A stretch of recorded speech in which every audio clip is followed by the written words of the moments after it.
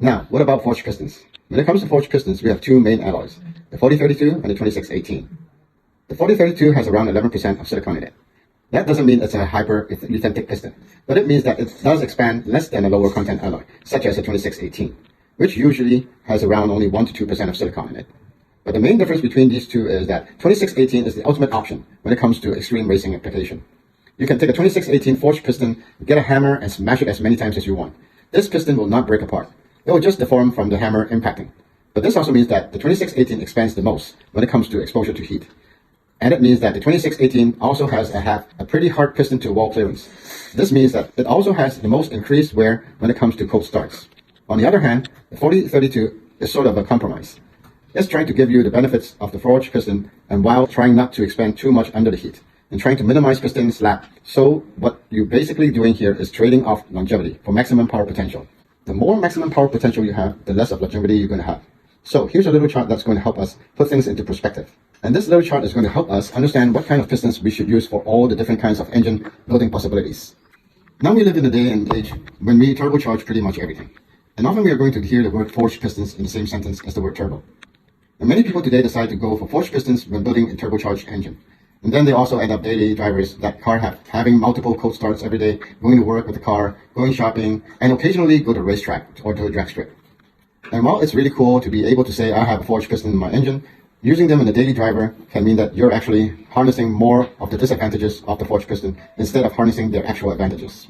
If you have some of the greatest turbocharged engines that come turbocharged from the factory, you will see that many of them have cast pistons in them.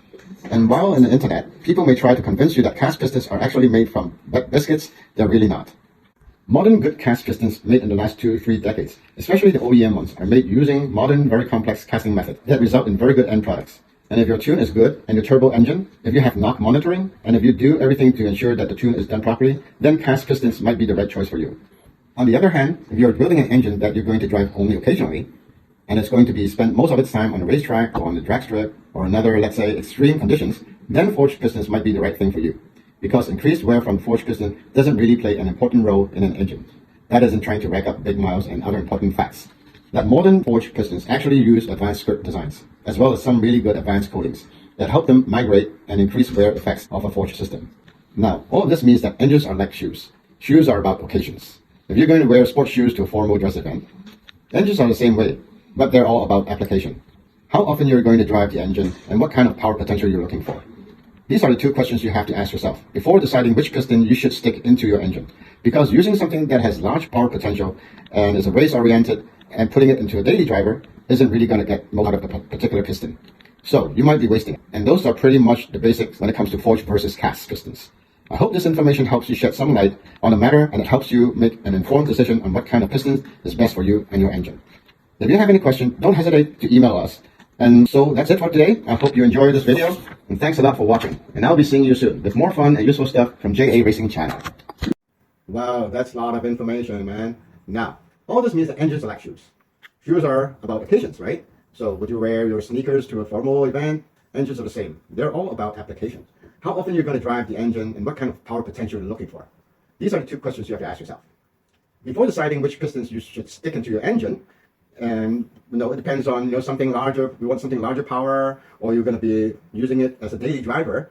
So you might choose particularly and choose wisely what you use in your car. Okay. I hope this information should shed some light and on how you should decide which kind of piston you stick in your engine. Okay. So if you do have any question, don't hesitate to email us or ask us any questions, call us, contact us, or whatsoever. And hopefully we'll see each other soon about other great stuff. Okay. So goodbye from JA Racing, and bye bye.